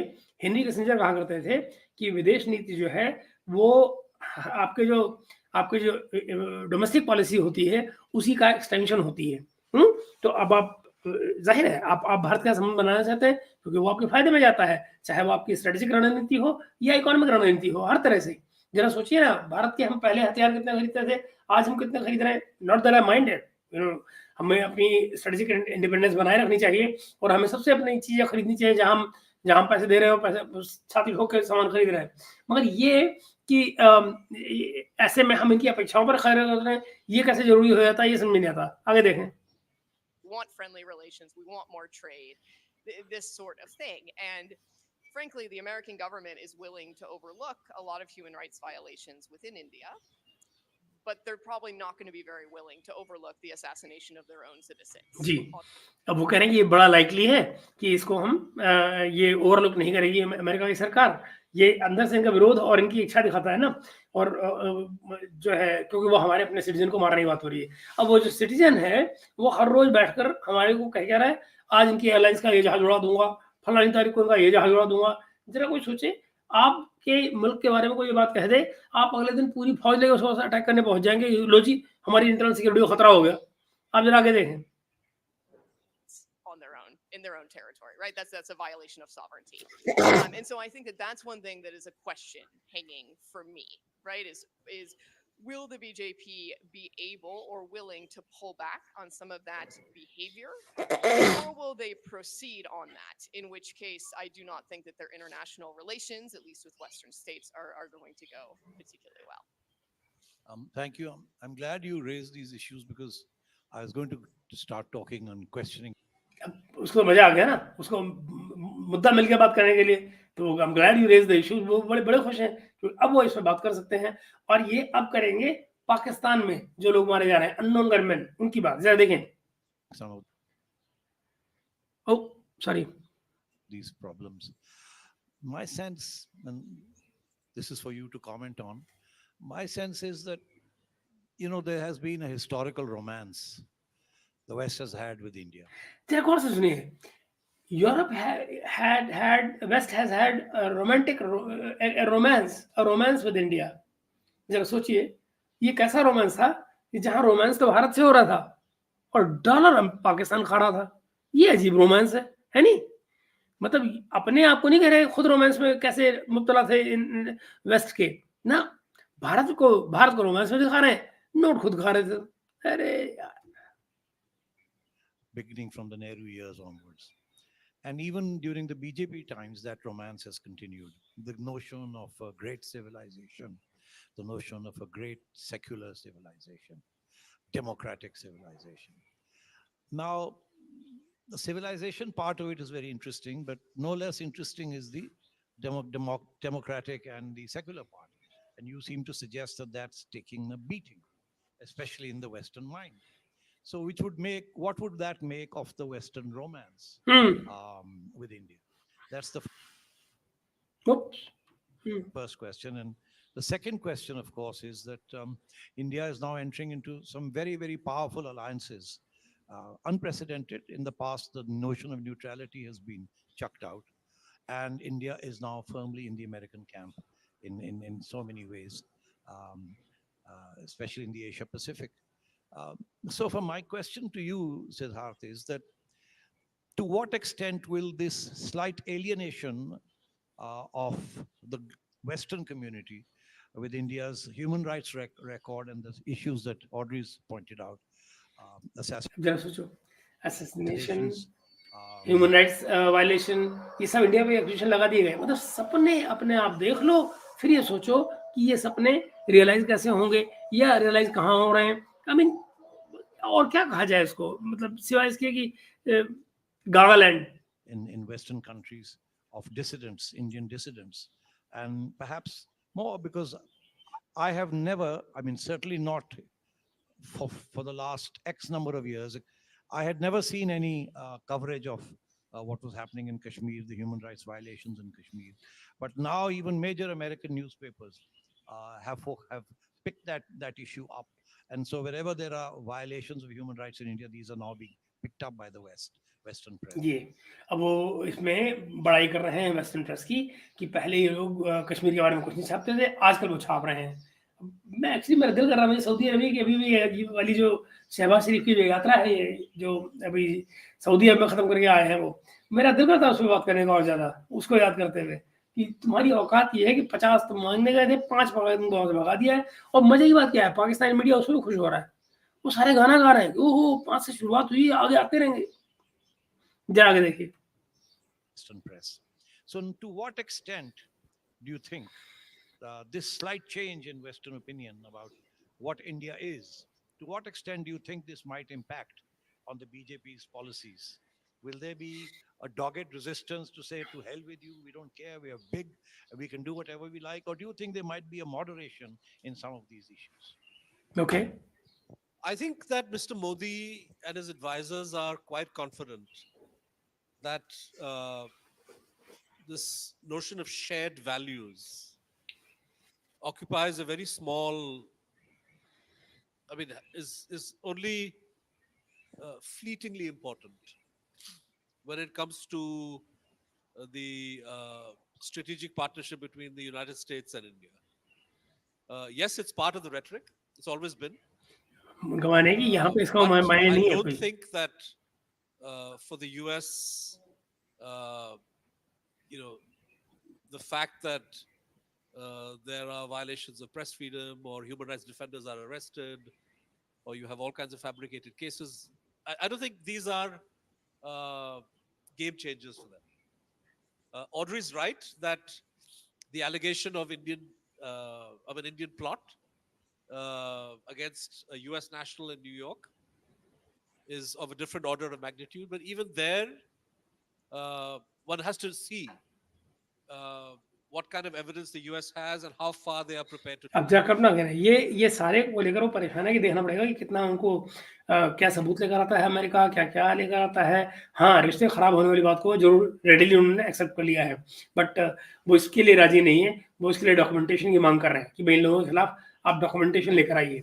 Basically तो हर तरफ दबाव की राजनीति है, हर आदमी दूसरे पर दबाव डालना चाह रहा है, दबाव में लाकर अपनी शर्तें मनवाना चाह रहा है। और यही एक बात है, मुझे लग रहा है तमाम जो बहस हो रही है वो पेरिफेरी में कहीं ना कहीं हो रही है, ये पूरी तरह से एनग्रॉस बहस नहीं है कि जहां पर हर बात को सामने रखा जाए। मोदी साहब की जाहिर से 2003 मोदी की साहब ने बात है। पूरी कर दिया मुझे। These 10 years, even Manmohan got Siddharth, that will a lot of jeopardy, right? This is a moment where, especially in the U.S., my government is. Because I have never, I mean, certainly not for the last is that today the US wants to improve relations with India. Russia wants to improve relations with India. And I would say even the Chinese, who actually are right now in occupation of Indian territory and nibbling away, and they've done this for the last 3-4 years. 3-4 साल से वो ये कह रहे हैं कि चीन ने भारत की जमीन मार रखी है, और उसके बावजूद आप ये देखिए, वो चीन जिसने भारत की जमीन मार रखी है वो भी रिश्ते सुधारना चाहता है, रशिया भी सुधारना चाहता है, अमेरिका भी सुधारना चाहता है। मगर हमारी वो माता जी क्या कह रही हैं, हमारे यहाँ पन्नू को मर्डर करने के लिए इंडिया जा रहा है, इसके चक्कर में रिलेशंस डाउनग्रेड हो जाएंगे। और सुनो आगे देखिए। 3-4 years. Even the Chinese now appear to be sending signals that they want to improve relations. The Chinese also don't want to push India too far into the American camp. My own 2 cents, Najam, but I'm an outlier on this. The conventional realists in India all favor a very close alignment between India and the US. My sense is that this is probably not going to happen. That there will be limits, and very important limits that India will set, beyond which India will. तो basically Siddharth जी ये कह रहे हैं कि जो लोग भारत में मानकर चलते हैं कि भारत जो है अमेरिका की गोद में बैठ गया है और अब वो हर काम करेगा जो अमेरिका कहता है, तो वो उससे मना कर रहे हैं कि शायद ऐसा नहीं होगा। और वो बेसिकली ये साथ में वो ये भी कह रहे हैं कि जो कुछ भी भारत करेगा वो अपनी स्ट्रेटेजिक इंटरेस्ट में रहकर करेगा, उस तरह का पार्टनर नहीं होगा जैसे नेटो कंट्रीज होते हैं। तो कि भाई जो भी अमेरिका कह रहा है वो एज इट इज मान लो टोटो। Which India will not go, and perhaps the state of the bilateral relationship with the US and India would be determined by the extent to which the US reads and understands what those limits are. If you were to ask me to be concrete, I would say India is unlikely to take part in any US-led military action. against a third country. यहाँ मैं agree करता हूँ, ये मैं मानता हूँ कि America के कहने पर भारत किसी जंग में चला जाए, ये नहीं होने वाला। That would be a red line that I don't see India crossing in a hurry. But and there are probably other things too. So I think there are limits. I would say India has gone the closest it has gone so far in lining up with the US in the Asia Pacific region, and this is not a costless strategy because you're sending a certain signal to the Chinese that also needs the Chinese to act in a certain way that's not in your interest.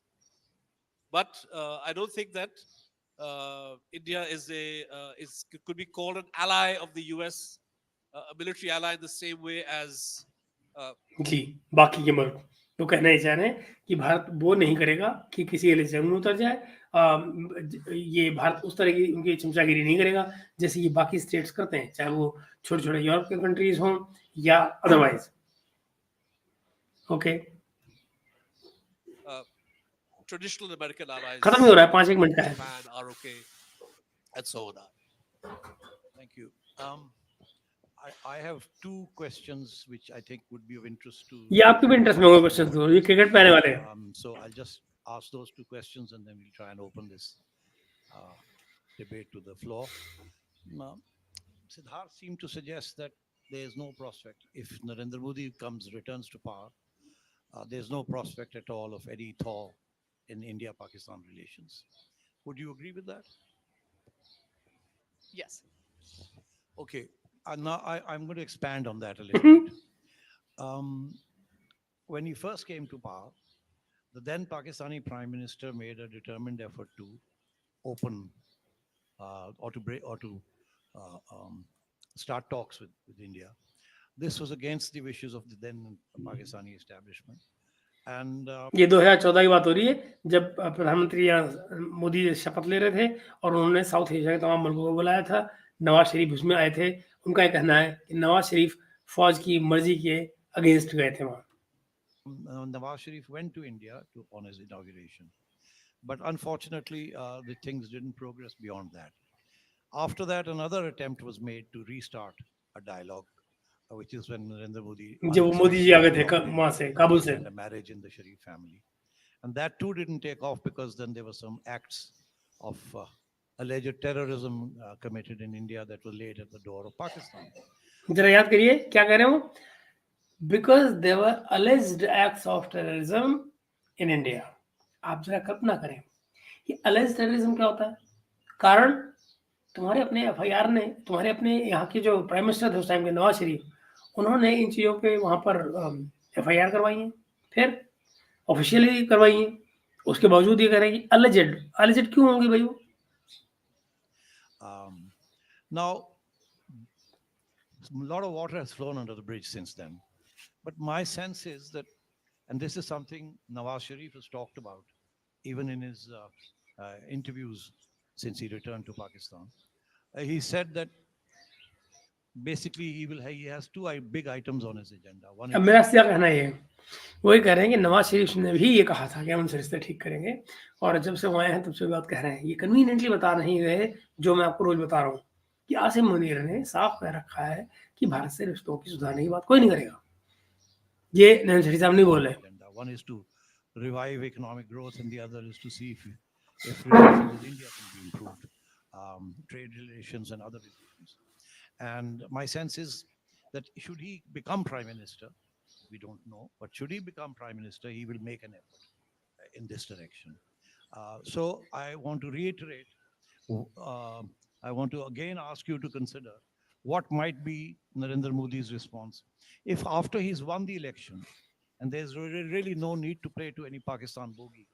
Do you think there's still, would you like to stick to your view that Nawaz Sharif will not get any momentum or make any gains in terms of even small? ये इसमें ये बड़ी खास चीज है, ये जो कह रहे हैं कि ये मैं चलिए आपको सुनाई देता हूँ, पहले पूरा सुना देते हैं फिर बात करते हैं इस पे।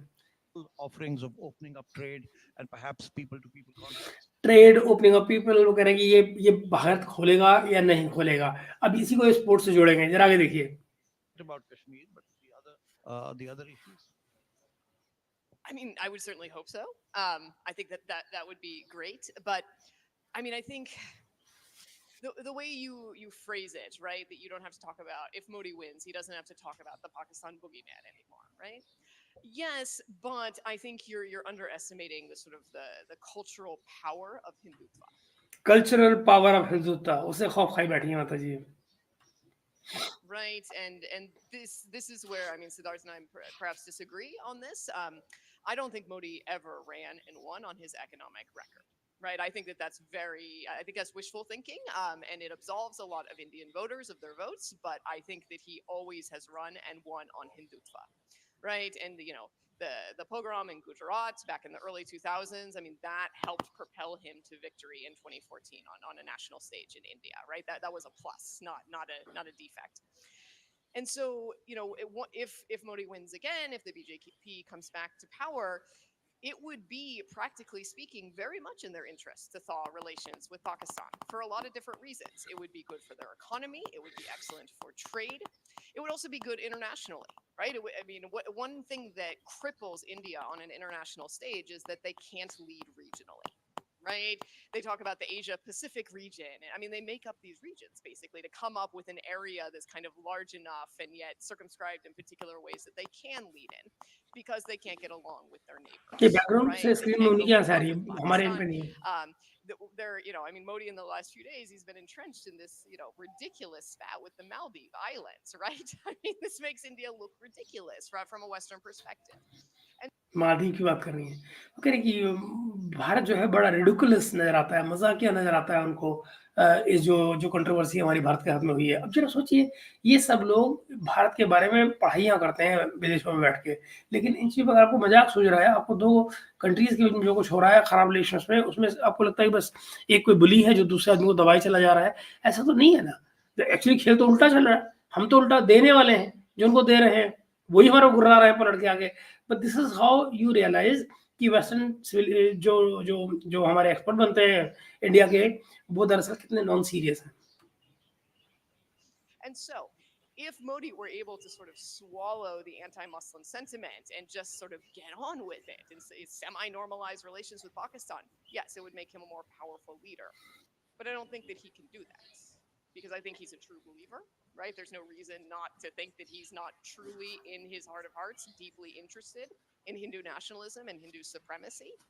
And I also think that he's part of a larger movement, right? I mean, Hindutva is fundamentally driven by anti-Muslim hate.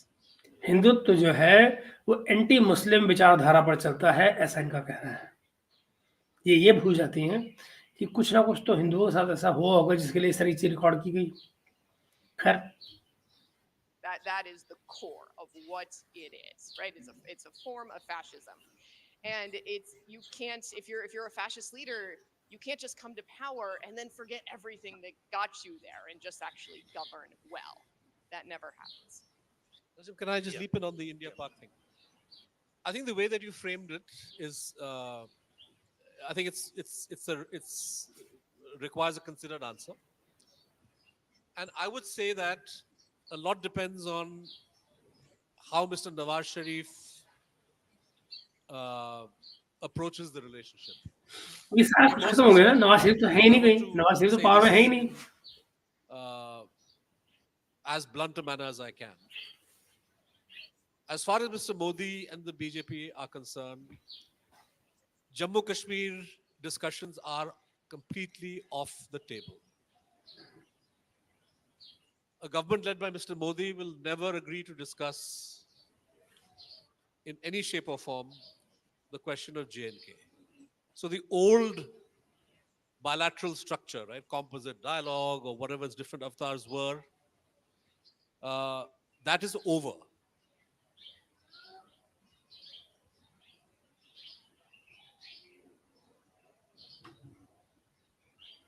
And the only discussion will be those parts of Pakistan, those parts of the former princely state that are still inside on the Pakistani line, Pakistani side of the LOC. How are they going to come back to India? That's the discussion. If a future government of Pakistan is willing to be pragmatic and accept that on J&K there can be no headway right now, Can we move the envelope on trade? Can we move the envelope on investment? Can we move the envelope on sports? There's a reasonable chance that they will find some positive acceptance, because there is a strong business constituency in India.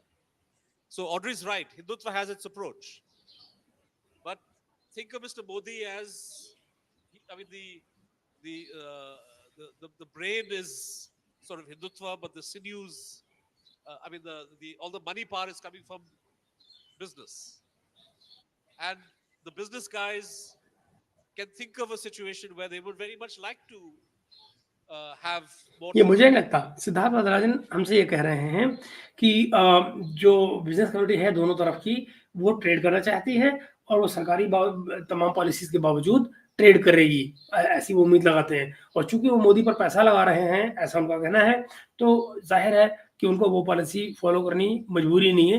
वो सरकार को कह सकते हैं कि वो क्या चाहते हैं और उसके मुताबिक सरकार फिर वो सब करेगी जो वो करना चाहते हैं। मित्रों, मैं यहाँ इसको ब्रेक दे देता हूँ क्योंकि इसके आगे बहुत कुछ बचा नहीं है, इसका क्वेश्चन आंसर शुरू हो जाते हैं।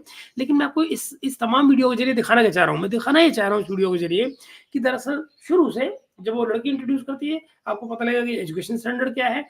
और उसका अपने यहाँ देखिए, तू मेरी पीठ खुजा मैं तेरी पीठ खुजाऊं, वो सिलसिला चल रहा है। हर शख्स इनमें से वो बातें कर रहा है जो उसको सूट करती हैं। नजम सेठी बड़ी आसानी से अपना तमाम वो टेन्योर भूल गए जो भारत की इकोनॉमी का गाना गा रहे थे, और आज वो ये सिखा रहे हैं हमको। और वो कैसे उनके अंदर की खुशी बाहर निकल कर आ रही है जब उनको बताया जाता है कि नहीं, अपोजिशन जो है यूनाइटेड है और वो मोदी सरकार से मुकाबला करेगी। उस मुकाबले के ख्याल भर से चेहरे पर रौनक आ जाती है उनकी। तो मित्रों, ये रहा आज का छोटा सा अपडेट, और मैं मिलूंगा आपसे शाम को अगले वीडियो में, जहां हम आज केजरीवाल के नए तमाशे जल बोर्ड की बात करेंगे और भी बहुत कुछ है शाम को बात करने के लिए। मैं आपको आज बलूचिस्तान के कुछ वीडियो दिखाऊंगा, कैसे पाकिस्तान फौज वहां पर चोरी करती है। वो जी फौज, पाकिस्तान की फौज तेल की चोरी करती है, स्मगलिंग करवाती है और कैसे उससे अपने पैसे बनाती है। अफगान जो बलोच लोग हैं उनकी ऐसी तैसी। बलोच लोगों के लिए कुछ नहीं होगा, बलोच लोगों की कीमत पर, बलोच जमीन की कीमत पर ये पाकिस्तान की फौज अपना घर भरती रहती है। वो सारा मैं दिखाऊंगा आपको आज शाम को। तब तक के लिए मित्रों, हम लोग लेते हैं आपसे इजाजत और मिलेंगे हम अब शाम को। मुझे नहीं मालूम 10 बजे का शो तो हमारा है ही, मगर मुझे लगता है कि 8 बजे के आसपास में आपके साथ एक और शो और करूंगा। तो 8 बजे, अरे आप लोगों के सवाल भी हैं दोस्तों में तो रह गया, I am very sorry, I am very very sorry. Okay, बाप रे बहुत सारे सवाल आ गए, बूम। मित्रों बाप रे, मैं मर जाऊंगा, छोटा बच्चा इतने सवाल लेता रहता। खैर लीजिए, मैं आपके सवाल लूंगा जरूर, मगर चाहे जो हो। अरुण भाई हमारे आए हैं, देखिए अरुण भाई, very good afternoon ji. And Radhika तो मेरी परमानेंट व्यूअर हैं और कह रही है सर क्या पाकिस्तानी स्टूडेंट वाले समझते हैं हाउ इंडियन गवर्नमेंट वर्क्स। इनको क्या कहा जाए राधिका, ये गंभीर सवाल है आपका और इस पर बात होनी चाहिए। इनको आइडिया तो है, मगर जो लोग इनका नैरेटिव बिल्ड करते हैं वो उसके बारे में सोचना नहीं चाहते। वो सिर्फ वो बातें करना चाहते हैं जो पाकिस्तान की एस्टेब्लिशमेंट सुनना चाहती है या कि वो उनके नैरेटिव को सूट करता है, वो बातें करने चाहती हैं। और ठीक वही बात आ रही है यहाँ पर जो नजम सेठी कर रहे हैं। इनके तरजीह, इनकी तज्जिए वो सही तभी तक सही साबित होते हैं जब ये राइट आदमी के कांटेक्ट में होते हैं। राइट आदमी एस्टेब्लिशमेंट, उसके अलावा इनका क्योंकि है क्या मामला, आप एनालाइज वही करेंगे जो आपके हाथ में होगा।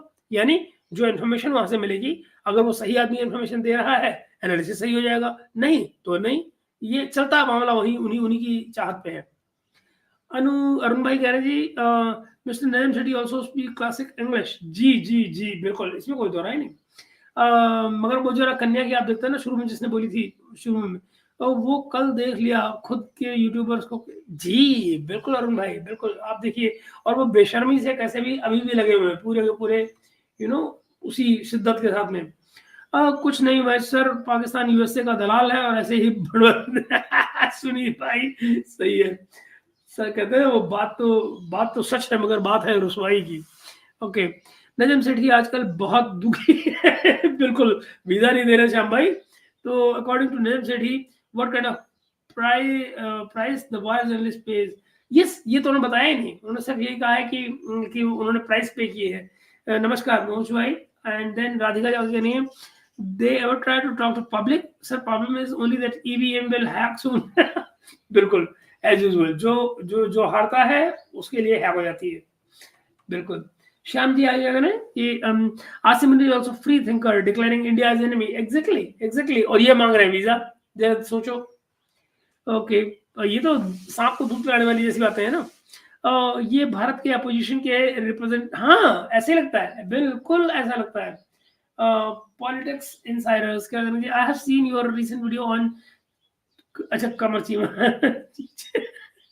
Don't you think he's planted by ISI? Moreover, pay budget too much advice to India, please. Yeah, I did, my friend. I did in Politics Insider. और मैंने वो उस वीडियो पे बाकायदा बात भी की थी जो सचित्रान का वीडियो था। और कमर सीमा, of course, he toes the line that that Pakistan government had at times. He tries to look at the policies Bharat की, ऐसी पॉलिसी को देखता है कि जिसमें वो पाकिस्तान को इन ए वे सलाह भी दे रहा होता है। This is where I find him a patriotic person, patriotic Pakistani, कि जहां पर वो भारत की पॉलिसीज को देखते हुए पाकिस्तानी एस्टेब्लिशमेंट को सलाह दे रहा होता है। विजय भाई कह रहे हैं महेश सर, हम लोग 2050 तक बीजेपी को भारत में चाहते हैं। सही बात है। मैं कहता हूँ दोस्त, कोई भी पार्टी हमारे यहाँ जो अच्छा काम कर रही है, बीजेपी अच्छा काम कर रही है, तो हमारा हक बनता है ना, हमारी पब्लिक, हमारा मुल्क, हम तय करेंगे ना क्या होगा, ना कि अमेरिका को क्या पसंद है और पाकिस्तान को क्या पसंद है, ये हमारा सरदर्द है। हमारा सरदर्द वो तो है नहीं। क्या हम ये चाहते हैं कि पाकिस्तान में कैसी सरकार हो, कौन डिक्टेटर बने, वो अपनी मर्जी से लाते हैं, या जो जिनको आना होता है वो आते हैं हमारी बला से। ओके सर, मालदीव के चुनाव के रिजल्ट कैसा होगा? वहां के लोग रेडिकलाइज हो रहे हैं ड्यू टू पाकिस्तानी। यार मैं आपको बताऊं, मुझे नहीं लगता, मुझे लगता है कि इस बार तो मालदीव में तख्ता पलट हो रहा है। तख्ता पलट in the sense not very revolution, but ये कि मुझे साहब हारने आ रहे हैं वहाँ इलेक्शन, ऐसा लगता है। उनकी जबान भी आजकल बदल गई है, आपने देखा होगा। तो ओके, आगे देखते हैं जी। SK Windy, Siddharth Varadarajan attended Black Horse session as well. Yes, and soon after that, Parvez Hudbay made the statement over Shyam Temple and existence of Shyam. ये आपको मैं बताऊं, मैंने यहाँ पर चलाया नहीं है। जो क्वेश्चन आंसर सेशन में पहला जो क्वेश्चन है वो परवेज हुड्बा का ही है और इसी टॉपिक पर है, तो वो मैंने इसे चलाया नहीं क्योंकि मेरा इंटरेस्ट नहीं था कि मैं परवेज हुड्बा के ऊपर बात करूं। Who is he? I mean, why should I talk about him? Sir वहाँ के दर्शक अमेरिकी मैडम क्या भयानक इंग्लिश थी राधिका, कमाल हो। बोला ही नहीं जहां पर नहीं समझा। If they say that Modi is winning clearly, then how will they blame EVM once result will come out where Congress will fall under 30? देखिए पॉलिटिक्स इनसाइडर भाई, वो ये नहीं कह रहे कि रिजल्ट क्लियर है। अमेरिकन जो औरत थी वो कह रही है, सिद्धार्थ वादराजन ने बात नहीं की। वो तो फाइट दे रहे हैं वहां पे, वो कह रहे हैं फाइट होने जा रही है इलेक्शन में, गॉड नोस कैसे। रोमियो फ्रैंक भाई कह रहे हैं इन तीन की इंडिया में कोई सेलिब्रिटी नहीं, क्रेडिबिलिटी नहीं है। हाँ ठीक बात है, नजम सेठी क्या क्रेडिबिलिटी हमारे यहाँ, और उसको हमारे नहीं देते, उसको तो वीजा भी नहीं देते बदतमीज को। सर 2019 में भी यही बातें कर रहे थे, 2029 में भी बिल्कुल ऐसे ही दोस्त, बिल्कुल ऐसे ही याद का। अरुण अग्रवाल साहब कह रहे हैं इनको पाकिस्तानी इकोनॉमिक्स देखी कहाँ देखते हैं, खुद को देखे तो कहना ही क्या। वामपंथी बहुत, हाँ ये बात बिल्कुल ठीक है आपने, वामपंथियों वाले देश में कोई काम होना ही नहीं चाहिए, मगर देखिए वो केरला लेके बैठे हमारा। ओके, इनको भारत की ग्रोथ रेट की चिंता है क्योंकि इनकी ग्रोथ रेट तो किसी खाते में नहीं आती। नहीं, पर मुझे समझ नहीं आता राधिका कि ये झूठ बोलने की जरूरत थी कि भारत की जीडीपी जो है वो गिर रही है, ग्रोथ रेट गिर रही है। क्या कहे, मतलब कमाल ही है नजम सेठी साहब का। कार्तिक भाई कहने हैं सर पाकिस्तान के पास हेट के अलावा कुछ नहीं है। हाँ बिल्कुल, एब्सोल्युटली ठीक बात है। यस, रोमियो भाई कहने Siddharth is communist. Yes communist, बिल्कुल मैंने आपको शुरू में ही ये बात बता दी थी कि ही इज अ कम्युनिस्ट ऊपर से लिबरल, कहना है क्या। भारत हिंदू मेजॉरिटी तो कांग्रेस के टाइम पे भी था, अगर पाकिस्तान अलग नहीं होता तो शायद हिंदू माइनॉरिटी। सही बात, आई एग्री, मुझे तो अब तो मैं कई बार, यकीन मानिए राधिका, कई बार सुकून से बैठता हूँ ये सोचकर कि जान छुटी, यू नो। ये अकेला एक ऐसा मुद्दा है जहां पर मैं और तारिक फतेह कभी एक मत नहीं हुए। तारिक फतेह और मैं कभी भी एक मत नहीं हो पाए इस बात को लेकर कि अल्टीमेटली मैं उनको हमेशा ही कहता था कि अच्छा हुआ पार्टीशन हो गया, और वो हमेशा मुझसे नाराज होते थे इस बात के लिए, ये नहीं, तुमको ऐसे नहीं कहना चाहिए। मैं उनसे कहता था यार हमारे यहाँ अपनी जो विविधताएं हैं हमसे वही नहीं समेटी जा रही, हम एक और तरह की विविधताएं कहाँ से लेकर समेटते हैं इनको।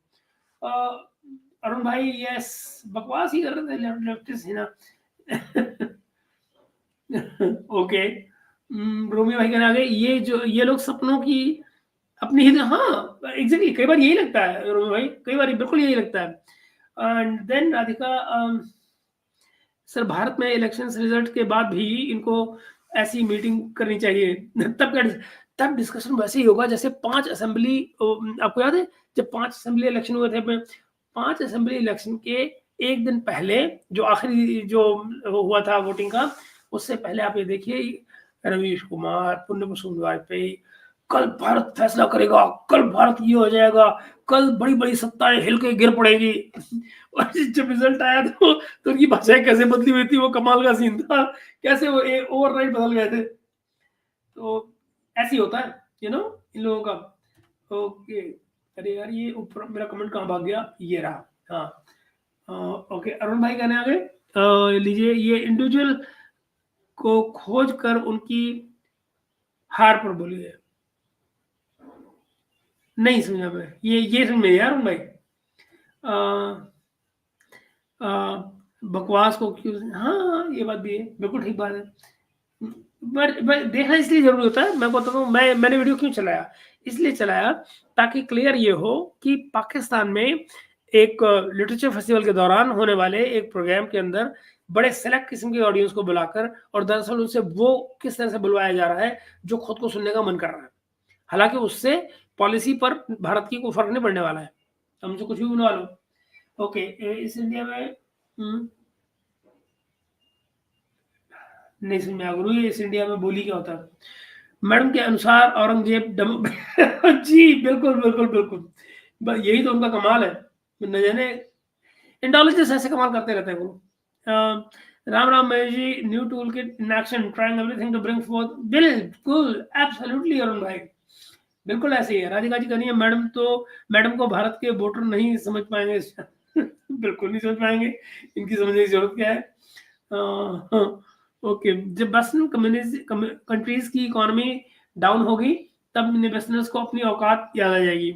इनकी औकात क्या होगी रोमी भाई? आपको याद नहीं अभी ये जब यूक्रेन वॉर चल रही थी शुरू में और भारत वहां से तेल रहा था रशिया से, तो क्या हो रहा था? वही तेल हमारे से रिफाइन होकर अमेरिका जा रहा था, यूरोप जा रहा था, और वो कितना खुशी खुशी ले रहे थे, हालांकि उन्हें मालूम था कि तेल कहां से आ रहा है। तो ये अपने इंटरेस्ट हो तो सब जायज है। वेस्ट के लोग भुगत रहे हैं कि वहां इस्लामिस्ट की डूइंग विद देम, यार एग्जैक्टली, मैडम को भारत को ज्ञान नहीं देना चाहिए। अरे इनकी यही समझ आ गया तो कहना क्या, फिर इनकी दुकान बंद हो जाएगी। प्रोफेसर है इसी बात की, प्रोफेसर है वो तो इसी सब्जेक्ट की है ना वो। पिंटू भाई कहेंगे सर लोग भी से परेशान है। 24 इलेक्शन के बाद में क्या होगा शायद सबको पता है। बिल्कुल, उसने तो कभी टारगेटेड किलिंग की। India latest attitude of self respect and self interest seems disturb. Absolutely, बिल्कुल ठीक बात है अरुण भाई, बिल्कुल। आत्मनिर्भर होना और आत्मसम्मानी होना वो उनको बड़ा नागवार गुजरता है। ये अगर आप यूरोप में जाकर रहे भी तो आपको बार बार फील होता है। Very soon they will abandon Pannu also, they also have abandon Kejri. It will be very interesting to see they return. बिल्कुल बिल्कुल बिल्कुल ऐसे ही है। अरे अरुण भाई आगे लीजिए, राधिका जी कह रही है अमेरिका में है। एंड देन रोमियो भाई क्या कहने आगे, Islamists are talking about secularism. What a joke. बिल्कुल ठीक बात। Actually, Pakistan was darling to Western society. बिल्कुल, since inception. The romance will remain prominent in the history of South Asia. बिल्कुल ठीक बात है। मुझे समझ ही नहीं आया विनय शेट्टी साहब कहना क्या चाह रहे थे उस बात से कि भारत जो है भारत का वेस्ट से रोमांस। सर एक वो दिन था जब हम पर परेशान थे, आज वो सब परेशान। गुड वन पिंटू भाई। भारत 2014 के बाद से दूर रहता है और रहता है, किसी के साथ रोमांस नहीं, किसी से दुश्मनी नहीं। बिल्कुल ठीक बात। हिंदुत्व बढ़ने का, हिंदुत्व बदलने का असर, बढ़ने का असर, हाँ बढ़ने का असर दिख रहा है। बिल्कुल ओके। राधिका जी आगे क्या कह रही है हमारी? ओके सर, क्या सर बार बार पीएम बोला नहीं, अल्हम्दुलिल्लाह भीख मांगेंगे। अच्छा, ये मेरी शुरुआत वाला समझ नहीं आया, लफ्ज़ में क्या लिखा था। ये सिद्धार्थ देशद्रोही नहीं हो तो और क्या है, सही बात है।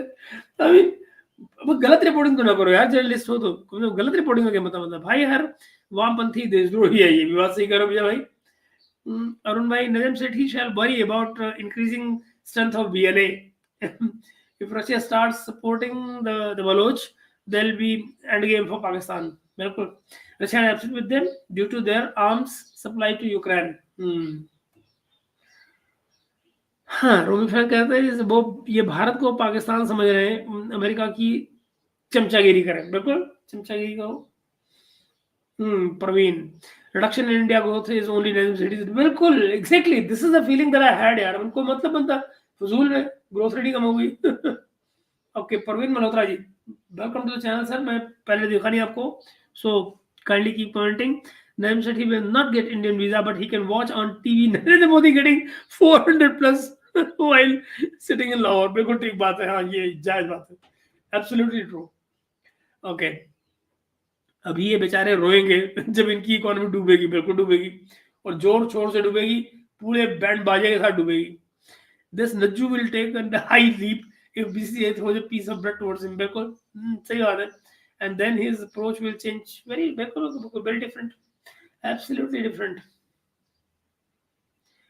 आई क्यों यही 4 to 6 नहीं यार, अरुण भाई ये नहीं पल्ले पड़ रहा। ओके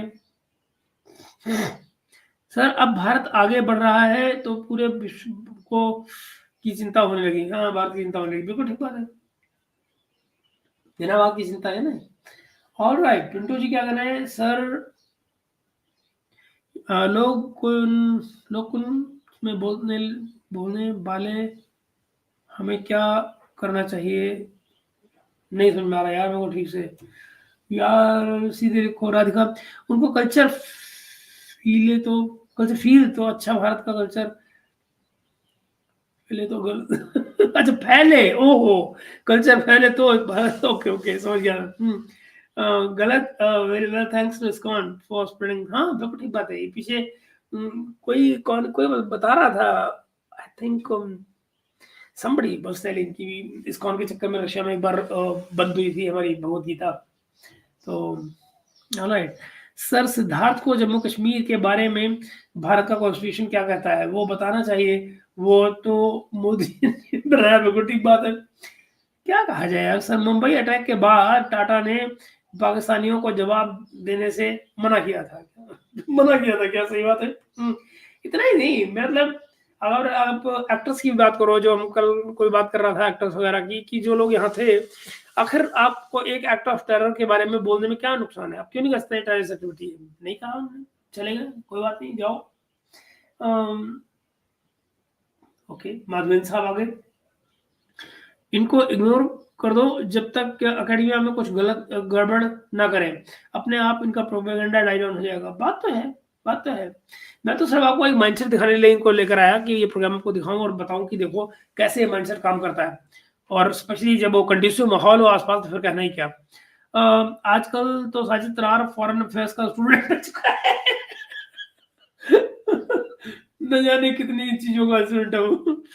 ऐसा क्यों है कि नजम सेठी जैसे पाकिस्तानी लिबरल्स प्रो पाकिस्तान होते हैं, पर इंडियन लिबरल एंटी इंडिया और एंटी हिंदू होते हैं? ये एक बड़ा सवाल है अमित झा। ये एक काम करेंगे, कभी किसी रोज शाम को उस पर बात करेंगे, जब हम 10 बजे वाला शो करते हैं ना, तो उसमें किसी दिन बात करते हैं इसके ऊपर डिटेल में।